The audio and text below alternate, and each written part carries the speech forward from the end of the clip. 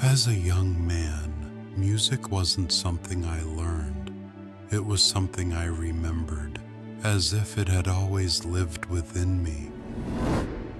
My compositions echoed through concert halls, reaching the hearts of many. I started losing my hearing.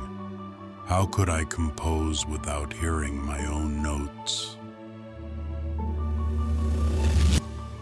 Even deaf, I continued composing, driven by passion stronger than my limitations.